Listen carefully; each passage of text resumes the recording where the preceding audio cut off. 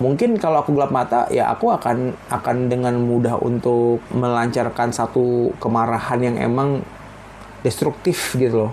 Nah kalau aku tuh marahnya konstruktif menurutku sih sebenarnya. Meskipun sebenarnya caranya juga cukup psikopatik ya. Iya, gitu. tapi jadi bikin trauma. Iya sih mungkin, tapi ya iya sih.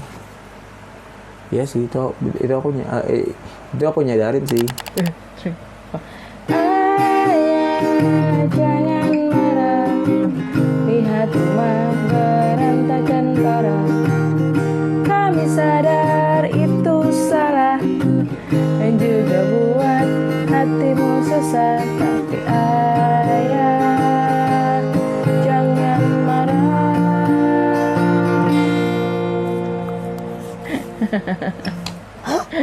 Assalamualaikum warahmatullahi wabarakatuh. Waalaikumsalam warahmatullahi wabarakatuh. Kembali lagi bersama Icari Podcast.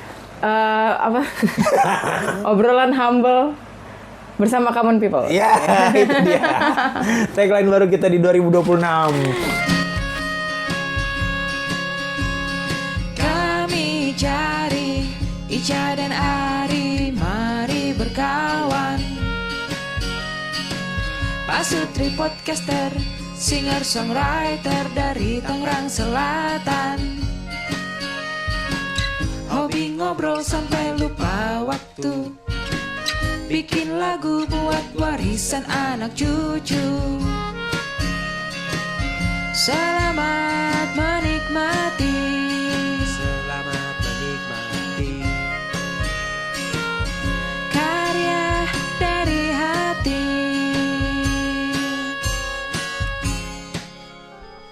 Kita akhirnya survive di 2025 ya guys. Alhamdulillah. Jadi gini guys, kita Icari Podcast ini di 2026 ini kita akan banyak mengambil tema-tema tentang fenomena-fenomena psikologis gitu. Dan yang di episode pertama ini adalah tentang marah. Spesifiknya ayah jangan marah. Iya. Kenapa? Karena kemarin aku bikin lagu Ayah Jangan Marah. Iya, kenapa kamu bikin lagu Ayah Jangan Marah? Karena sebenarnya kan ini background story-nya adalah karena si ayah Ari ini dia tuh sering banget marah-marah ke anak-anak kan. Kayak sebenarnya sih niatnya mungkin ingin mendisiplinkan ya. Iya. Mendisiplinkan anak-anak Iya, gitu. benar. Tapi suka nggak sabar gitu. Lebih banyak nggak sabarnya daripada sabarnya. Kalau menurut aku ya gitu. Akhirnya jadi bikin anak-anak tuh jadi kena sasaran kemarahannya ayahnya gitu. Soalnya nggak mungkin aku marah sama kamu. Kenapa nggak mungkin? Kan kamu istriku ya. Iya, tapi kenapa nggak mungkin? Nanti KDRT. Iya kan, ke anak juga KDRT juga sama. Bener sih, emang aku short temper gitu. Iya. Ya emang mudah terpicu aja sama hal-hal yang sebenarnya mengesalkan gitu menurut penilaianku gitu. Dalam hal apapun. Kecuali dalam akademis ya. Kalau akademis anak-anak bagus, kamu puas dengan akademis anak-anak gitu? Iya, itu tuh nggak bisa aku jadiin. Itu tuh tidak memicu kemarahanku gitu loh. Ya karena kan mereka akademisnya bagus. Ya kalaupun mereka kayak sekarang nilai agamanya juga turun-turun gitu atau nilainya jelek, maksudnya itu mau mereka secara akademis biasa-biasa aja, cemerlang di kelas ataupun enggak. Biasa aja ya, itu nggak membuat aku jadi marah gitu loh dengan hasilnya ya. Kecuali kalau mereka memilih untuk tidak belajar, mungkin aku akan marah juga sih. Maksudnya mereka memilih untuk dengan sadar ataupun tidak sadar memilih untuk nggak mau belajar gitu. Ya itu mungkin akan jadi sasaran kemarahanku lagi sih gitu. sebenarnya. Tapi maksudnya di luar pembahasan itu, maksudnya kenapa kamu nulis lagu itu sih gitu, Ayah Jangan Marah itu gitu? Ya itu karena aku ngeliat kamu marah-marah terus kan ke anak-anak gitu loh. Kayak menurut aku tuh kamu tuh sebenarnya bisa lebih sabar lagi, maksudnya karena kan kamu marah-marahnya kan selalu kayak ngegas di awal gitu kan, kayak istilahnya ya memang kamu berniat untuk mendisiplinkan anak-anak, tapi kayak kamu nggak ngasih ruang atau ngasih kesempatan mereka untuk mencoba dulu gitu. Kalau menurut aku ya dari my point of view gitu.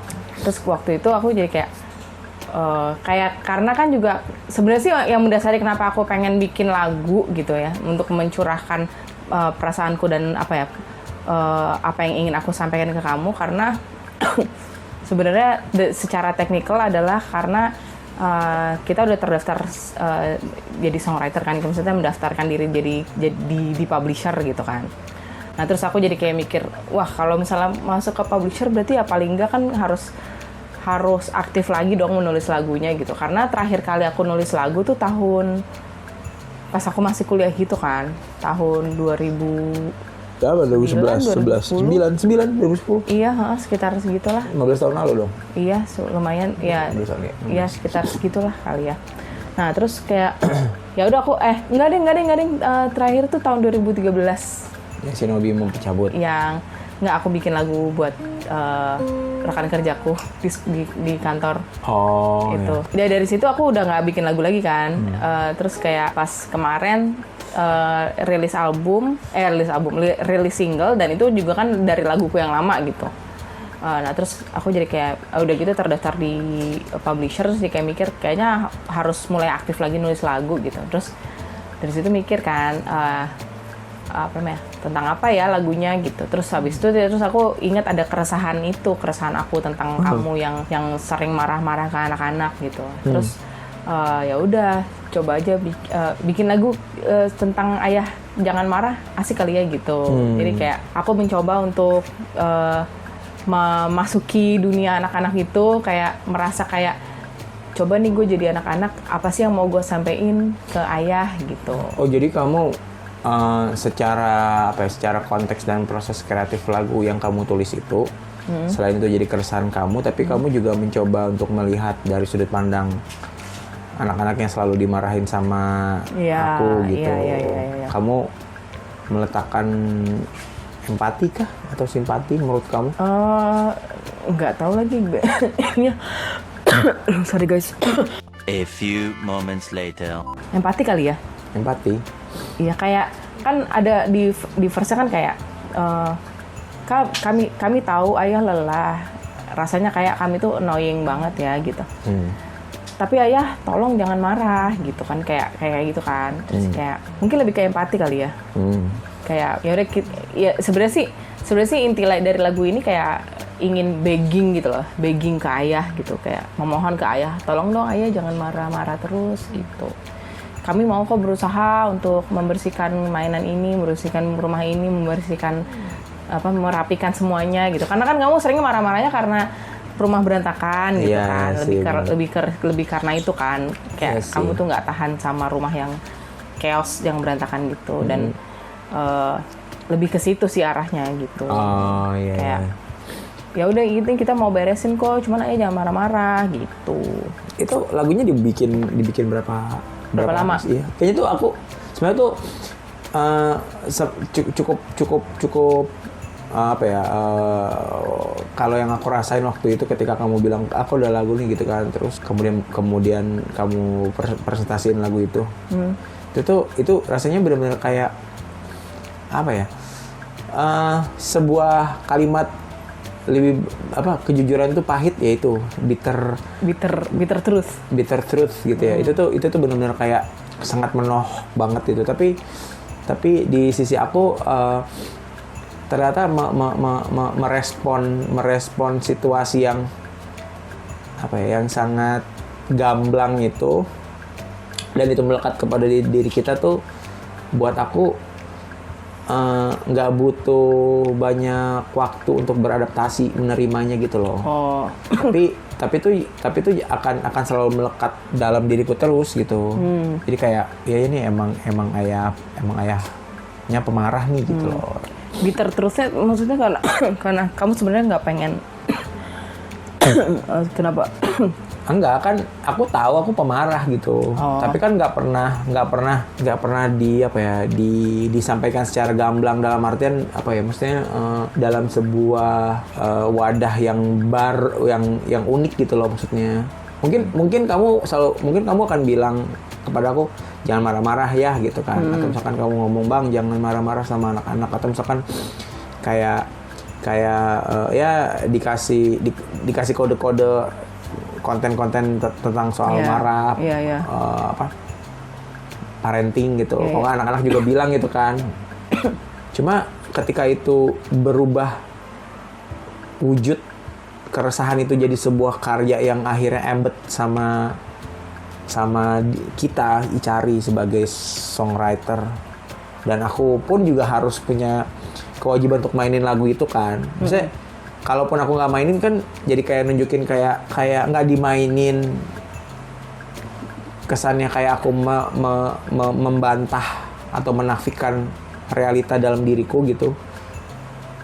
Emosi marahku itu, maksudnya aku orang yang pemarah terus. Tapi kalau dimainin itu tuh kayak dalam tanda kutip tuh kayak melabelkan diriku secara gamblang gitu loh. Gue orangnya pemarah. Iya, gue orang pemarah gitu. Itu tuh jadi apa ya? Jadi kayak semacam proses, atau mungkin bisa dibilang kayak tanda kutip terapi penerimaan diri tuh. Ada sisi buruk dalam diriku yang udah merusak gitu loh, maksudnya merusak diriku sendiri dan kalian gitu yang notabene nobody kan sebenarnya. Maksudnya nobody gimana maksudnya? Maksudnya ya kamu kan istriku. Kita kan nggak satu jiwa kan. Kita baru kenal kurang lebih 13 tahun sebenarnya kan. Anak-anak juga manusia baru yang lahir di muka bumi ini yang jauh banget umurnya sama aku. Jadi kan mereka juga nggak benar-benar mengenal ayahnya dan ibunya siapa gitu. Jadi memang kita asing satu sama lain. Tapi dengan lagu ini tuh jadi kayak semacam apa ya? Kayak memagari diri gitu loh, memagari diri kita satu sama lain dalam artian ya mungkin anak-anak sekarang masih belum ngerti konteksnya kenapa ayahnya marah atau menerima ayahnya marah tuh sekarang masih dalam bentuk masih dalam bentuk kayak ya udahlah kayak gue pemarah gitu, gue jadi korban gitu, kayak menerima keadaan doang gitu. Iya, menerima keadaan doang. Sedangkan mungkin kalau misalnya nanti mereka udah tambah besar, tambah tahu, ya akan ada diskusi mungkin gitu sama kita gitu, sama aku. Tapi kan kita maksudnya kalau misalnya sekarang sih aku kan juga kadang juga sebenarnya juga nggak cuman kamu doang gitu yang marah-marah ke anak-anak kan. Kalau misalnya secara kita sehari-hari gitu, kadang aku juga ada marahnya juga gitu. Tapi aku sangat ngerasa itu pengaruh dari aku sih sebenarnya. Aku marah-marahnya kan. Iya. Kalau aku kan tipe marahnya tuh aku kan selalu marah dan mengintimidasi secara psikologis ya. Secara kayak gue tuh bisa mengintimidasi anak-anak dan Ica tuh dengan buffer yang sampai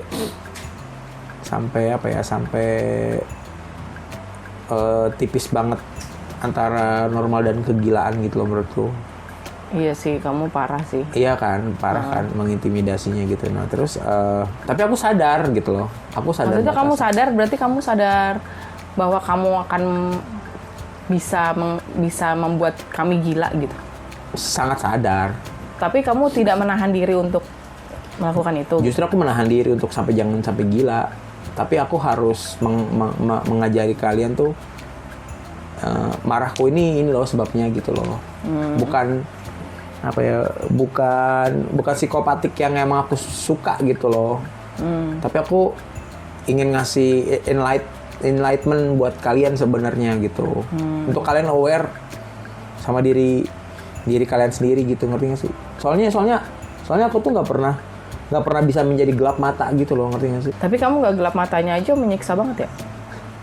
Itu karena pakai logika dan rasional gitu loh. Kamunya? Iya.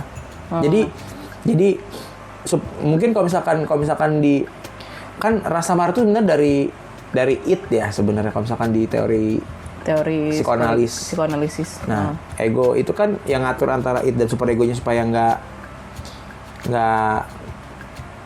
mana dominan kan. Ada ego itu, nah super ego itu kan hal-hal moralitas semua kan, ideal. Nah, mungkin kalau aku gelap mata ya aku akan dengan mudah untuk apa ya melancarkan satu kemarahan yang emang destruktif gitu loh.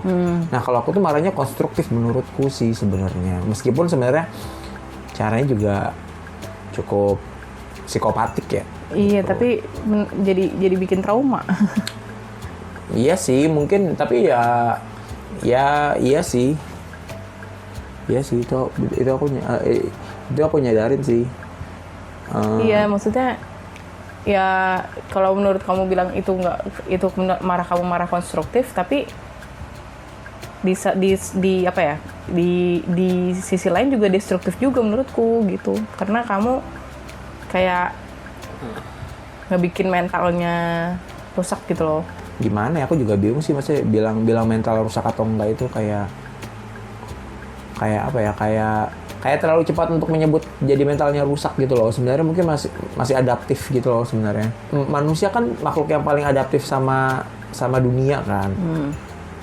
Jadi selama dia belum melewati batasan menjadi schizophrenia, berarti sebenarnya dia masih terus melakukan chaos and creation gitu di dalam tubuhnya gitu loh. Apa? Chaos and creation. Jadi ada yang dihancurin, ada yang dibangun lagi.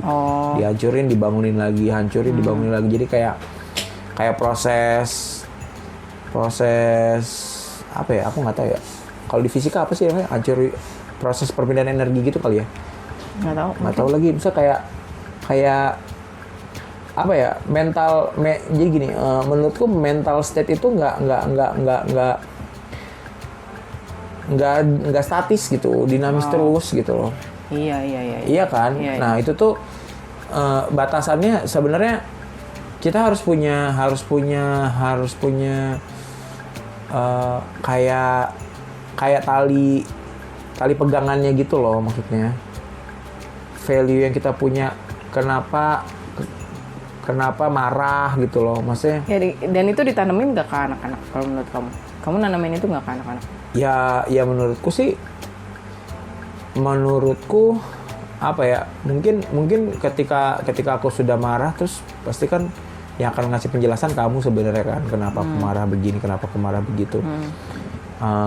Kalau buat aku sih sebenarnya pegangan utamanya itu ya tetap di nilai-nilai agama yang udah kita jalanin sebenarnya, yang sedang kita jalanin gitu loh, maksudnya. Ya itu sih sebenarnya yang tapi mungkin juga nggak aku nggak bisa mengklaim ini itu yang terbaik sebenarnya, tapi ini cuma proses dinamika hidup aja gitu, maksudnya. Tadi nggak sih maksud lu? Dengan kamu marah-marah. Iya gitu, dan sebenarnya kan lagu Kamu Yang Ayah Jangan Marah kan konteksnya kan cuma begging kan, begging untuk meminta ayah untuk jangan marah gitu loh. Kamu tidak menceritakan proses betapa ini traumatik sebenarnya gitu. Iya. Dan kamu, ya sebenarnya gue juga udah dengar lagunya dan gue udah ngulik lagunya guys gitu, udah. Karena ini kan mau nggak mau kan jadi karyanya Icari kan sebenarnya.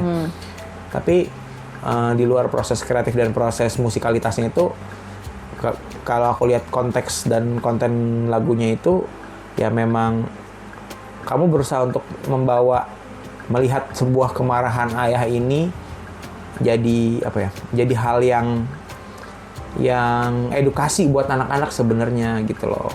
Jadi Edukasi gimana? ya maksudnya bukan traumatis gitu loh. Karena liriknya nggak ada yang menyebutkan kata-kata traumatis gitu loh. Yang emang jadi apa? Jadi mendendam gitu.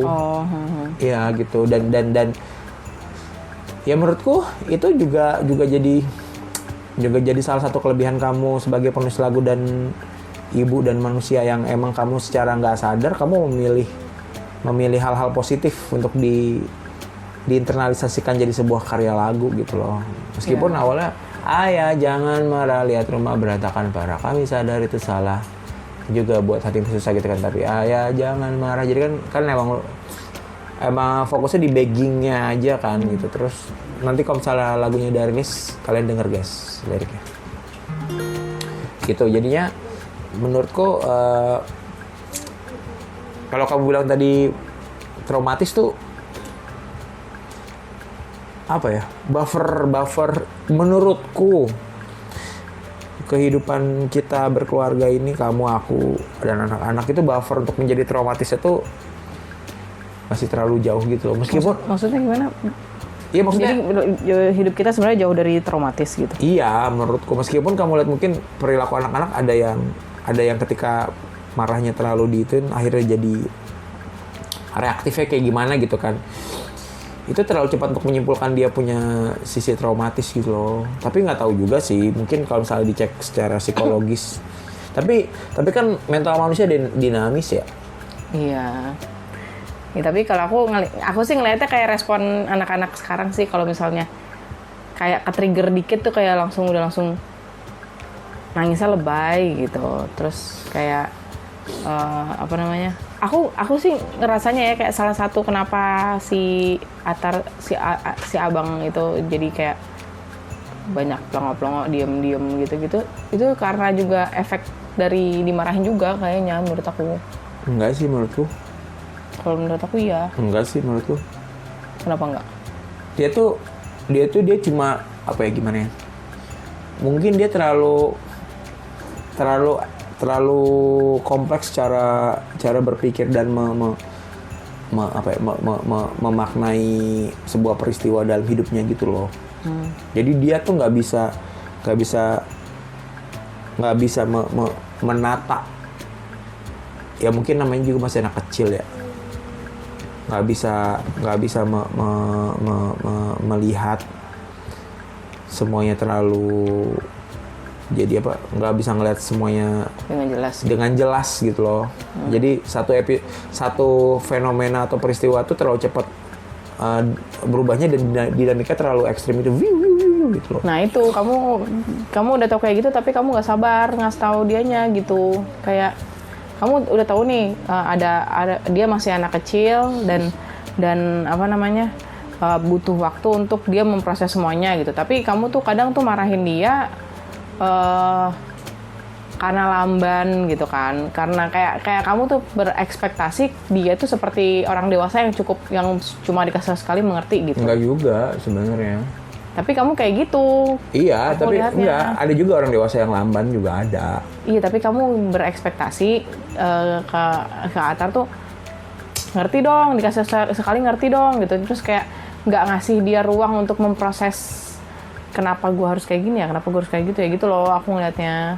Ya itu kan maksudnya itu kan treatment yang aku lakukan untuk hasil yang emang aku harapkan nanti di masa depan sebenarnya. Supaya dia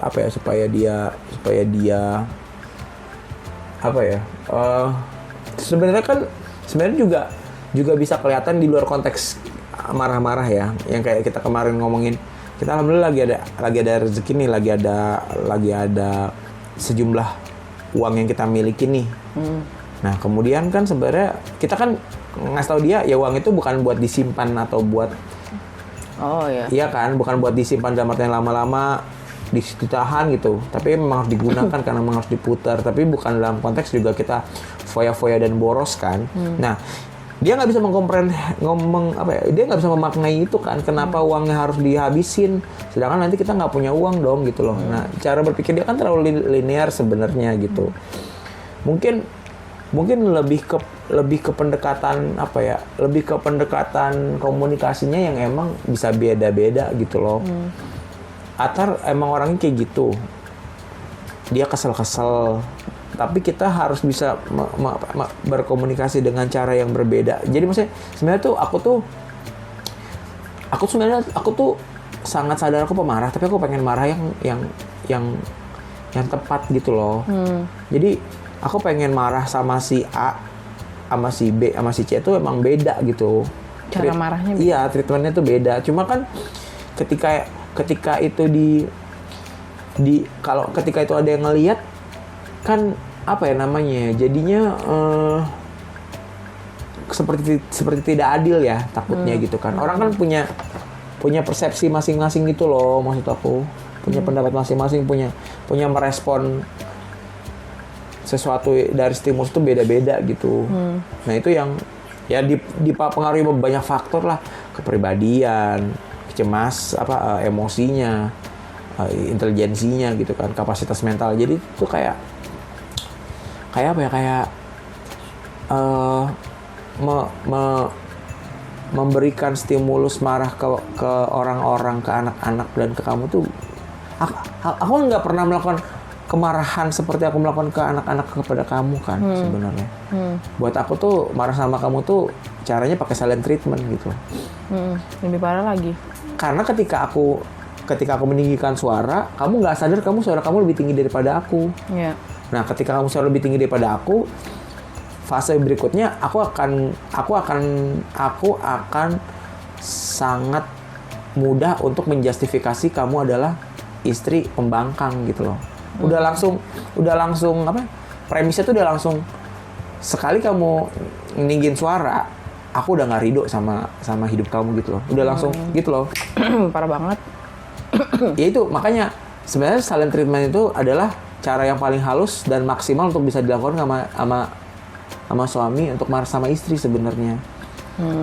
Karena Rasulullah juga diem kan, dia kalau marah diem. Marahnya Rasul diem. Iya, tapi kan maksudnya diem itu bukan berarti dia nggak marah, ngerti nggak sih? Kadang-kadang tuh kita suka mikir, oh udah diem nih dia, berarti dia udah nggak marah. Enggak gitu loh.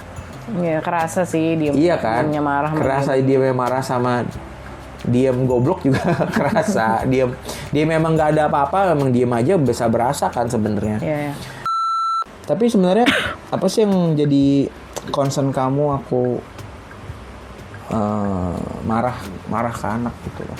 Ya itu apa namanya? Ya merusak mental sih. Yang udah terjadi apa? Yang udah terjadi ya mereka jadi gampang. Kalau aku merhatiinnya mereka jadi kayak gampang kagetan yang kalau kayak si abang tuh dia pernah bilang dia ini kan kayak jadi lebih destruktif ke dirinya sendiri gitu. Oh. Dia jadi takut salah. Pertama dia jadi takut salah. Karena takut salah, terus dia jadi kayak salah dikit tuh dia kayak jadi kayak menyalahkan diri sendiri, lebih ke banyak menyalahkan diri sendiri gitu. Karena kenapa sih abang melakukan kesalahan ini? Abang tuh kan nggak mau melakukan kesalahan ini karena dia takut dimarahin gitu.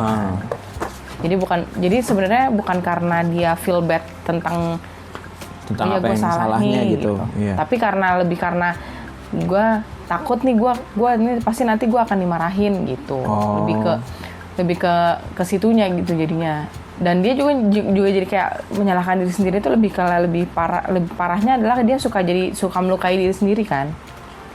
Jadi kayak dia nampar-tampar dirinya sendiri, nyubit-nyubit gitu. Terus kayak ya itu gitu. Jadi kayak ya itu jadi bikin ada kayak semacam korslet di otaknya. Jadi kayak dia melakukan sesuatu itu lebih karena dia takut dimarahin gitu. Lebih karena kalau misalnya dia salah, dia nggak berani bilang bahwa dia salah, dan dia juga berani bilang nggak berani jujur gitu, nggak berani jujur kayak own the mistake sama kayak oke, biasanya kan kalau misalnya kita tahu kita salah, terus iya nih gue salah, terus gimana ya cara gue memperbaiki ini gitu, lebih ke situ kan harusnya gitu. Tapi yang terjadi adalah, duh gue salah nih, jadi takut dimarahin gitu. Jadi kayak fokus gimana caranya supaya biar gue nggak dimarahin, atau kayak malah jadi menyalahkan diri sendiri itu gitu. Jadi kayak lebih ke blaming, kenapa sih gue salah, kenapa sih gue harus salah, kenapa sih kayak gitu. Kamu sebenarnya ngomong kayak gitu tuh ini nggak sih reflektif ke diri kamu sendiri nggak sih? Ya aku sih ngeliat abang ya, ngeliat abang kayak gitu. Iya, tapi kan kalau aku jadi ngomongin soal kesalahan kan kamu kan paling nggak suka dianggap salah sebenarnya. Iya juga. Iya, maksudnya kadang-kadang tuh kayak gitu tuh emang cuma retorika doang di mulut kamu, atau kamu jadi menginternalisasikan, jadi kayak ada dua proses mental gitu nggak sih? Antara kamu menyampaikan apa yang kamu pikirkan, tapi kamu sebenarnya gue ngomong kayak gini, gue juga kayak gitu lagi gitu nggak sih? Kalau barusan sih enggak sih, barusan sih kayak lebih ke mikirin abang aja dari respon yang berdasarkan opini kamu dan dari observasi dan dari data yang fakta yang ada gitu ya. Iya. Tapi kan aku jadi mikir kayak sebenarnya kan kamu kan juga juga ada kemiripan sama abang. Ya mungkin Nggak mau disalahin gitu. dalam alam bawah sadarnya kayak gitu kali ya. Karena makanya aku jadi kayak makanya kenapa aku jadi kayak relate sama abang. Kayak bisa ngerasain apa yang abang rasain gitu. Mungkin jadinya karena itu. Sebenarnya berarti lagu Ayah Jangan Marah itu tuh sebenarnya lebih ke empati kamu ke abang atau ketiga anak kita sebenarnya? Karena yang aku lihat paling sering dimarahin abang. Iya. Dan paling sering kena mentalnya tuh abang gitu. Atas. Kalau Arham kan dia emang sering dimarahin tapi dia nggak ambil pusing sebenarnya gitu. Iya. Dengan dia ya dia cuman takut dimarahin di momen itu, dia dimarahin gitu. Kalau aku ngeliatnya. Mikal juga sama, apalagi Mikal juga kamu masih bisa lebih lembut ke Mikal dibanding ke abang dan Arham kan gitu. Jadi yang ya aku ngeliatnya sih yang paling damage-nya paling gede itu ya ke si abang. Gitu. Terus berarti kalau kayak gitu sebenarnya apa sih wishfulnya kamu ke aku gitu dengan Ayah Jangan Marah ini, lagu ini, dan yang tadi fakta yang sudah kamu sampaikan soal abang itu gitu. Misalnya kamu merasa perlu menanganinya nggak sih, atau kayak it's your fault, ya udah itu urusan lo gitu. Urusan kamu sebagai ayah. Iya. Atau kamu nggak mau take a responsibility, misalnya ngambil alih untuk melakukan pendisiplinan ke anak. Nggak perbaikannya gitu loh maksudnya. Ngerti nggak sih maksud aku? Kan aku yang rusak nih. Terus kamu yang udah deh gue yang rapiin deh gitu loh. Atau kamu merasa kayak itu bukan urusan gue, kan lo yang rusak. Lebih ke salah lu bang gitu. Bodo amat deh gue gitu ya. Bukan bodo amat. Ya aku akan bantu untuk kayak misalnya mungkin Atau kamu nggak tahu harus ngapain? Mungkin kali ya. Lebih ke ya gimana sih bang nih salah lu, kenapa lu kayak gini gitu. Lebih ke kayak gitu. Kayak nyalain aku yang berarti. Iya nyalain. Lebih ke blaming aku gitu. Iya. Gara-gara lu nih anak-anak jadi kayak gini gitu. Iya. Oke. Jadi memang Bang Ri ini tipe yang sangat intimidatif kalau marah. Kalau mungkin yang ngerasain bahwa seorang Ari ini intimidatif hanya keluarganya sih. Iya. Tapi kan memang in the blood. Kemarin kan kamu juga ngerasain kan kita ngomongnya pada teriak-teriak. Oh, iya bener sih. Tapi kalau misalnya aku perhatiin, mungkin memang secara ngomong, secara ucapan gitu teriak-teriak gitu kan di keluarga kamu gitu. Cuman kamu intimidatif, kalau yang lain enggak. Iya soalnya iya sih itu skill set aku. Bisa nggak ya intimidatifnya itu bisa jadi duit gitu? Aku jadi itu ya. Ya kamu jadi debt collector. Nggak boleh kan intimidatif. Iya, jadi ya kalau misalnya ya aku bisa tahu sih, maksudnya bisa paham sih kenapa kamu jadi lebih cepat ngegas gitu kan, karena kan emang culture keluarga kamu ngegas semua gitu orangnya gitu. Ya papa, mama, om kamu gitu, adik-adik kamu juga. Ya mungkin sepupu juga kayak semuanya tuh teriak marah gitu kan. Terus kalau aku kan lemah lembut ya. Gak juga ya, mohon maaf. Ibu lemah lembut. Iya. Ibu doang yang lemah lembut. Aku enggak, bapak enggak. Jadi tapi ya jadinya agak cukup shock di awal gitu. Tapi ya udah, karena ngelihat memang keluargamu kayak gitu, jadi ya berusaha untuk maklum aja sih gitu. Tapi ya jadi kasihan di anak-anaknya gitu, karena kamunya juga udah marah-marah, akunya juga punya potensi untuk marah-marah gitu. Karena kecipratan kamu yang suka marah-marah, jadinya aku juga jadi lebih sering marah-marah juga ke anak-anak gitu, lebih ke kayak kasihan juga gitu. Iya sih, sebenarnya aku juga ngeliat kamu juga jadi.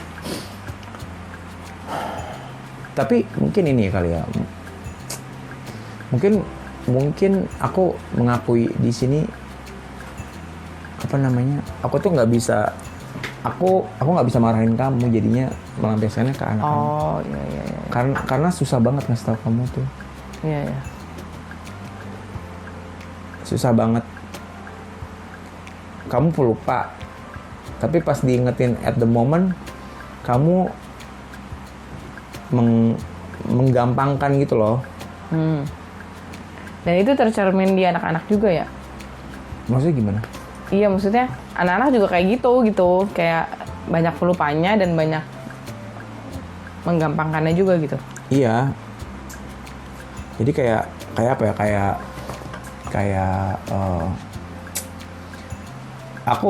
Aku belum menemukan cara yang tepat marah sama kamu dan kamu bisa jadi dapat insight. Tapi kita juga belum pernah punya ada kesepakatan akan sesuatu yang gimana ya?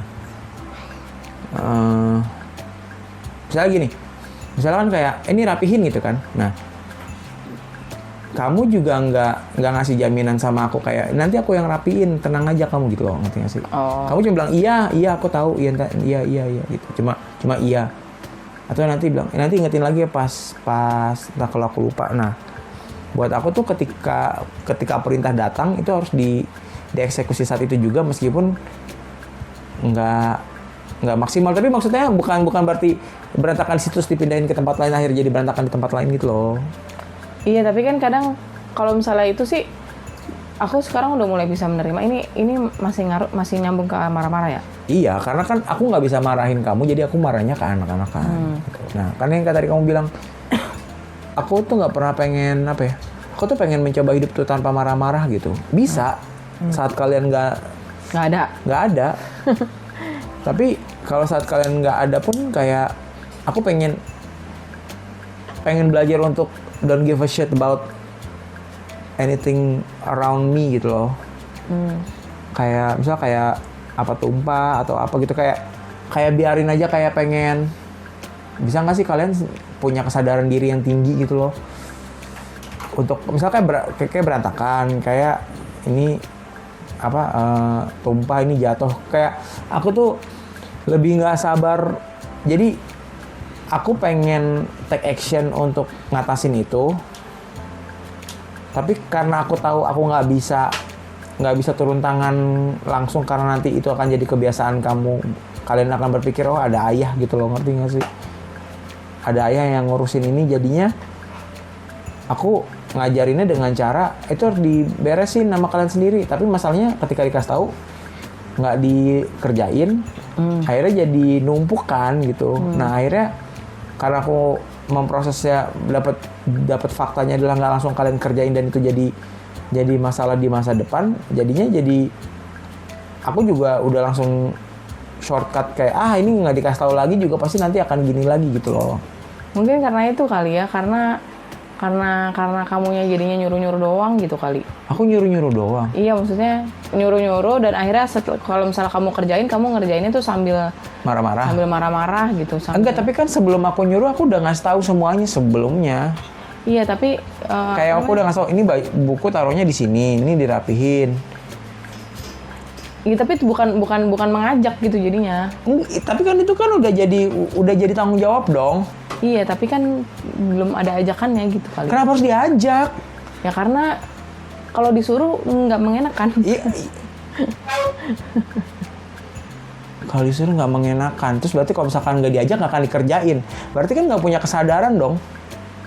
Tidak ditumbuhkan kesadarannya dong berarti. Ya ditumbuhkan dengan cara diajak. Dengan cara diajak ya?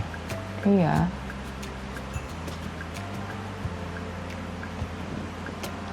Ya nggak guys, bener nggak? Kamu aja nggak yakin sama pernyataanmu sendiri. Iya, aku kan bukan nggak yakin. Tapi bukan nggak yakin. Cuma Cuman ya mengkonfirmasi aja. Mengkonfirmasi. Iya. Mengajak untuk menumbuhkan kesadaran diri ya gitu. Iya. Maksudnya apa kan, itu tuh gimana ya? Menurutku itu tuh apa ya?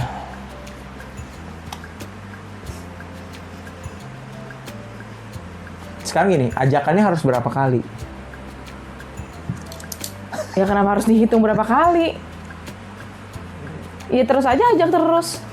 Enggak, karena ya buatku sih analoginya karena ajakan sholat itu cuma 2 kali, azan sama qomat, kecuali sholat Jumat 2 kali azan dan kalau 1 kali qomat.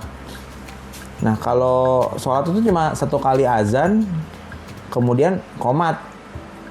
Nah di momen-momen itu entah nanti kamu akan lupa atau mengabaikan, that's it gitu loh. Kan nggak akan diajak terus-terusan sama Allah buat sholat. Iya, ya udah kalau diajak ditarik juga gitu loh, maksudnya dipaksa untuk diikutin gitu loh. Iya sih. Aku pernah ada di posisi ini cerita sedikit di luar ini. Aku belum sholat asar. Itu udah mau maghrib.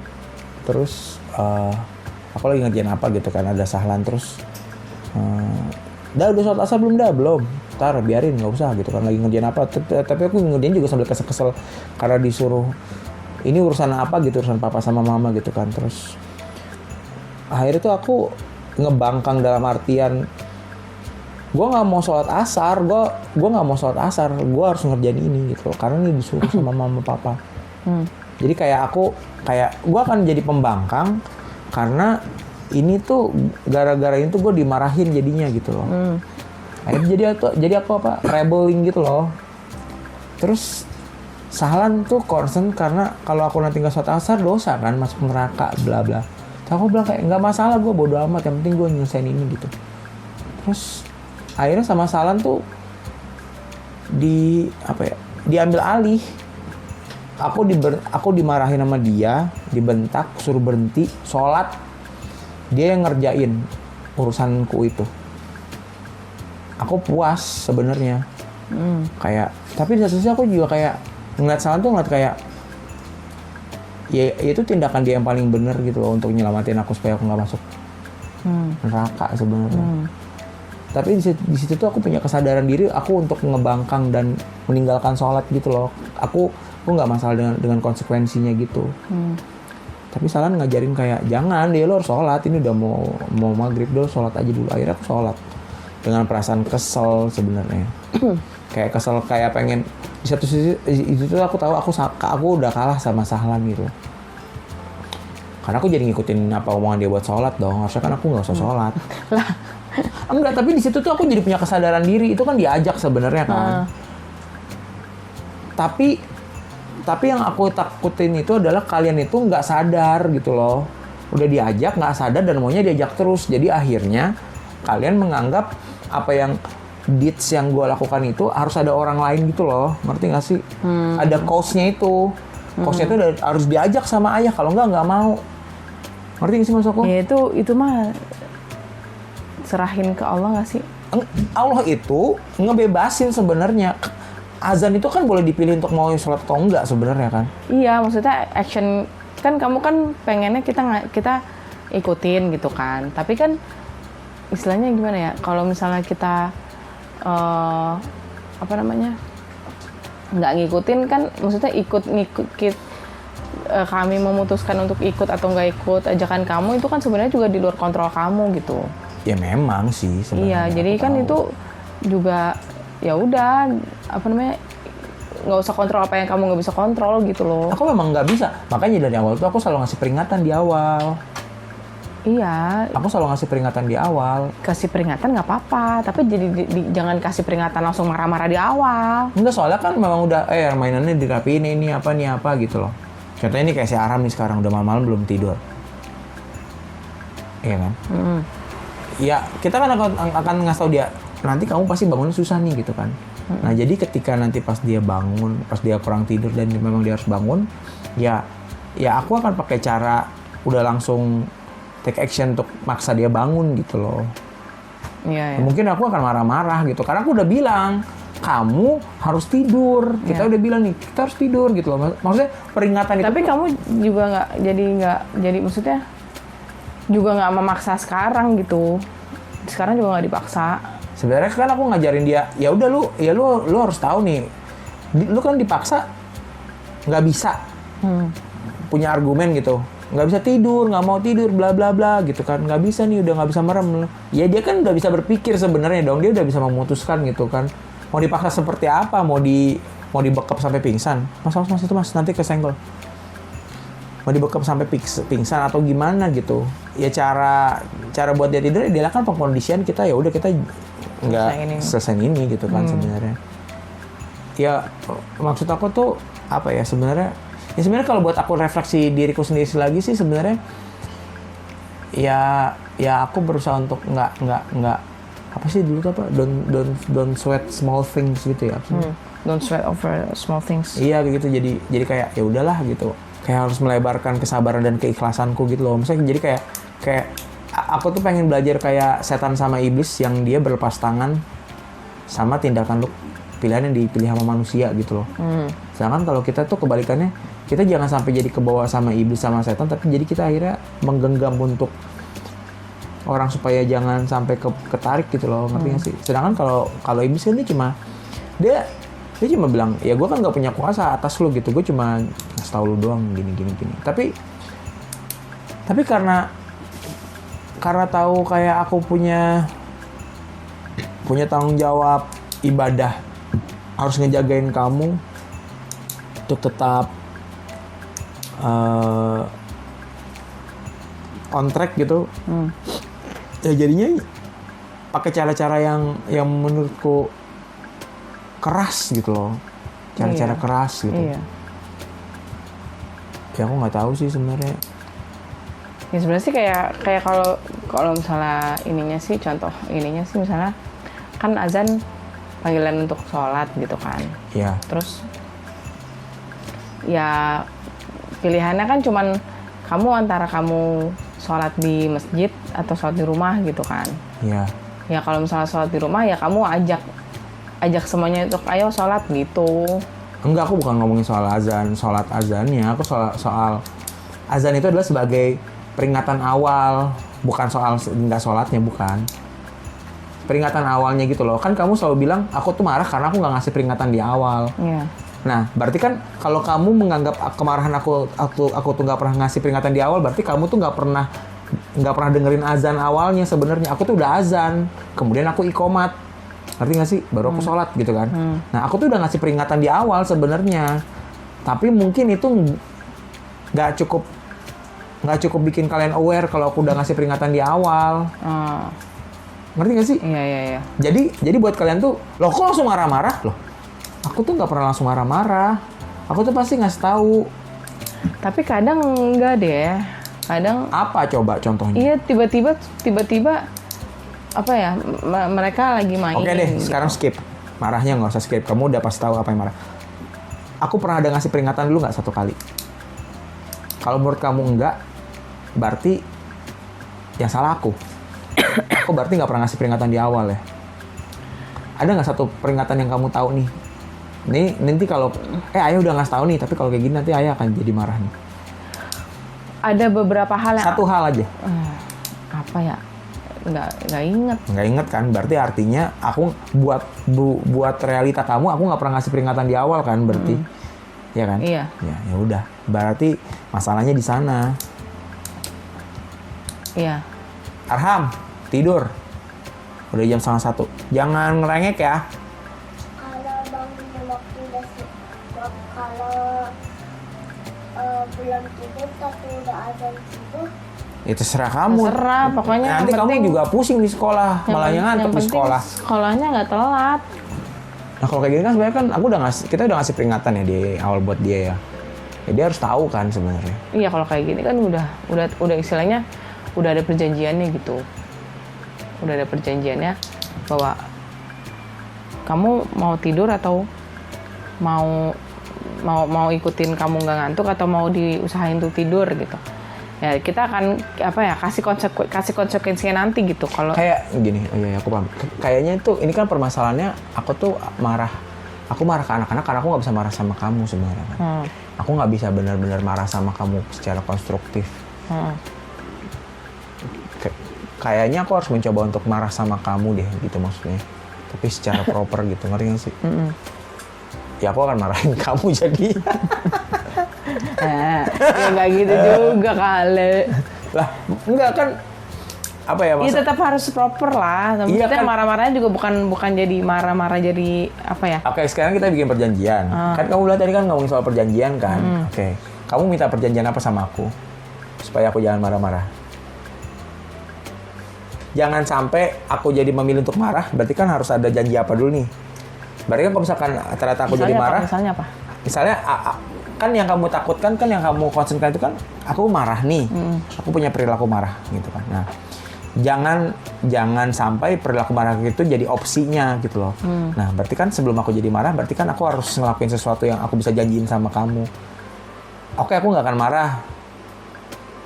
Aku janji aku akan ngingetin kamu gitu misalnya gitu loh. Iya. Ngerti nggak sih? Kan kalau sholat apa ya bisa gini, kalau sholat tanpa wudhu kan nggak sah kan. Nah jadi kan harus wudhunya dulu. Nah wudhunya tuh apa gitu loh? Oh, ya diingetin dulu lah. Diingetin. Kayak... Jadi gini, contohnya gini, misalkan aku kan suka marah-marah sama kamu berantakan tuh atau pelupa. Nah berarti aku harus berjanji sama diri aku adalah aku ngingetin kamu. Iya, maksudnya kayak mengingetinnya kayak lebih kayak misalnya ya jangan lupa nih, misalnya ada gini atau minta tolongin dong gini gitu. Oke, kalau misalkan itu nggak kamu penuhin, berarti aku tetap nggak boleh marah dan apa yang harus aku lakukan? Aku abaikan aja atau biarin atau bagaimana? Ingetin lagi, kamu bukannya tadi mau kayak gini gitu. Oh, oke. Kayak gitu, misalnya. Oke. karena memang aku ngakuin aku tuh marah sama anak-anak itu karena aku nggak bisa marah sama kamu sebenarnya. Aku tuh nggak bisa mengintimidasi kamu ya. Aku nggak bisa mengintimidasi kamu ya. Jangan main intimidasi dong kalau enggak, gitu. Aku udah pernah kayak mencoba mengintimidasi kamu dan nggak bisa kan. Dan ternyata jangan diintimidasi dong. Iya, enggak maksudnya. Mainannya jangan mengintimidasi gitu, tapi mengajak gitu loh. Mengajak ya. Iya. Ya oke, aku ajak. Pembicaraan yang sangat ini sih sebenarnya pillow talk ya. Pillow talk. Iya, kayaknya besok-besok kita mau membuat lebih cozy lagi kali ya. Iya benar, kita kayak besok mau beli kasur yang baru guys. Tingkat.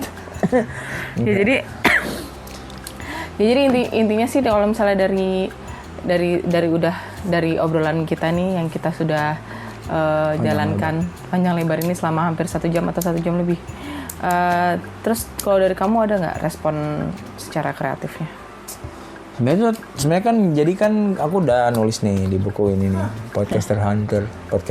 Misalnya aku mencoba untuk bikin notes apa sih sebenarnya yang menarik untuk dibahas, apa yang jadi apa ya? Jadi inspirasiku gitu. Ya sebenarnya permasalahan amarah-amarah ini PR banget sih buat aku, tapi intinya karena aku tidak bisa marah sama kamu, jadi aku marah sama anak-anak. Tapi aku akan mencoba marah sama kamu ya, misalnya secara proper. Gitu sih. Suami men, patriarki. Janganlah. Tapi istilahnya yang jadi concern aku tuh adalah tadi omongan kamu mengajak untuk menumbuhkan kesadaran diri itu loh. Kayaknya itu tuh aku pengen bikin sebuah key message lewat lagu itu kayak untuk ngajak ya, sebenarnya kan sama aja kayak kalau tadi Ayah Jangan Marah lagunya Begging, kalau ini aku adalah apa namanya? Mengajak itu apa?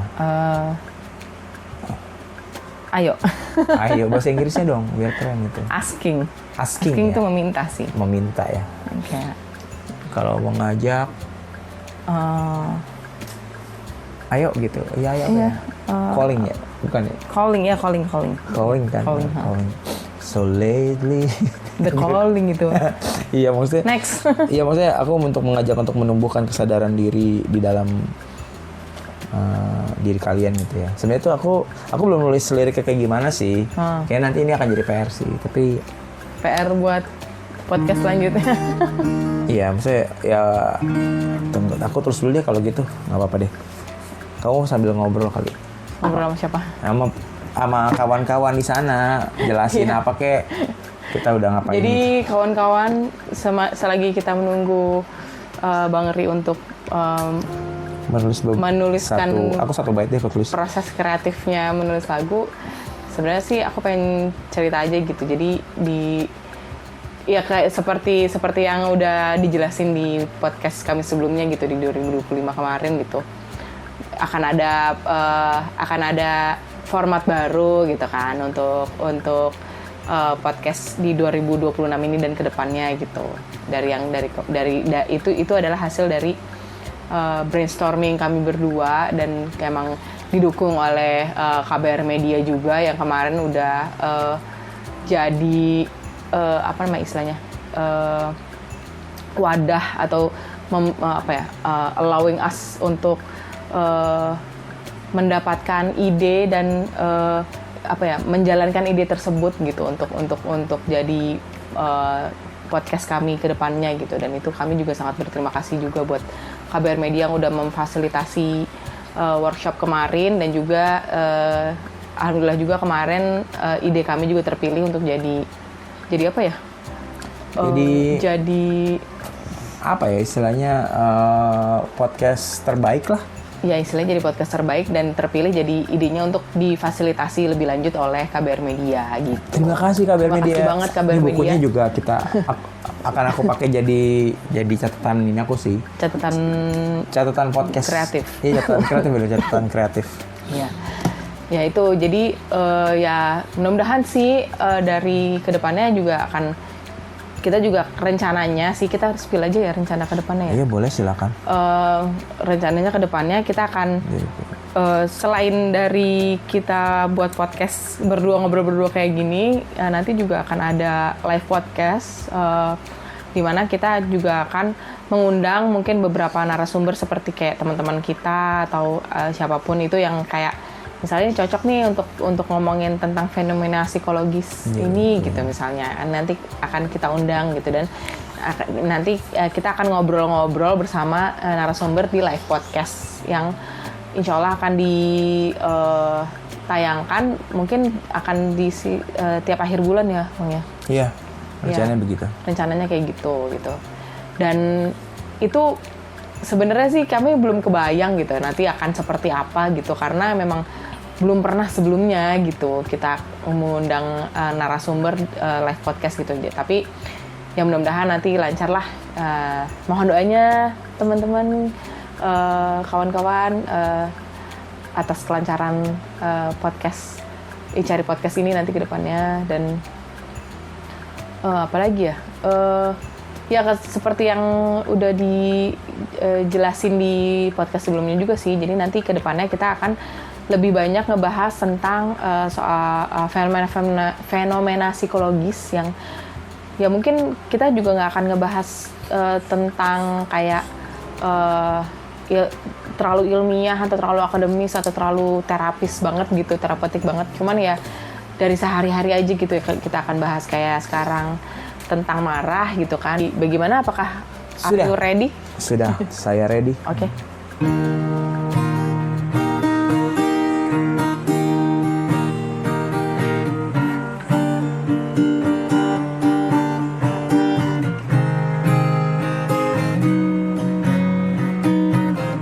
Hiduplah dengan bahagia, menerima suka dan duka. Kok gitu nadanya? Kenapa? Gimana? Hiduplah dengan tadi aku tunggu deh, yang lain deh. Oke, masih ngulik. Nggak apa deh. Hiduplah dengan bahagia, menerima suka dan duka.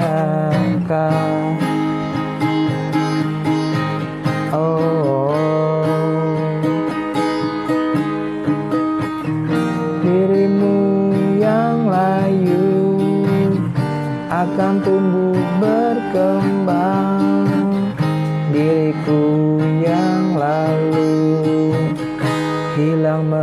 melebur kenangan. Terinspirasi dari apa? Shit, jelek banget ya. Enggak, tadi tuh aku udah nemuin ininya. Tapi aku lupa gara-gara nulis. Ya udah coba ini lagi. Cari lagi. Karena kita singer songwriter juga gitu dan juga podcaster, jadi akan banyak ngulik lagu gitu. Dan lebih ke banyak ke coba mencurahkan isi podcast itu jadi lagu, atau misalnya ada dari lagu kita obrolin jadi podcast kayak gitu, lebih ke kayak gitu, kayak ada performance teaser lagu, terus habis itu kita ngobrolin fenomena psikologisnya, terus habis itu ya di feedbacknya dengan lagu lagi, direspon dengan lagu lagi maksudnya. Ya begitu. Tapi kayak nggak puas ya. Iya. Ya udah nggak apa-apa, nanti. Iya baik Bu Guru. Iya gitu. Tadi kamu nanya apa? Inspirasi dari mana? Inspirasi dari mana? Itu kan tadi kan aku banyak notes ya. Tidak bisa marah sama Ica, mental state, dinamika mental, adaptif, destruktif sama diri sendiri, melukai diri sendiri, menyalahkan diri sendiri, takut dimarahin, bla bla bla. Terus tapi yang terakhir tuh mengajak untuk menumbuhkan kesadaran diri. Jadi kayak itu tuh mengajak untuk menumbuhkan kesadaran diri, akhirnya jadi liriknya yang kayak tadi, hiduplah dengan bahagia menerima suka dan duka, dirimu yang layu akan tumbuh berkembang, diriku yang lalu hilang melebur kenangan. Itu misalnya kayak gitu lah, misalnya jadi kayak apa ya, kan ngajak untuk menumbuhkan kesadaran diri ya. Kita kan kalau sadar diri tuh harus tahu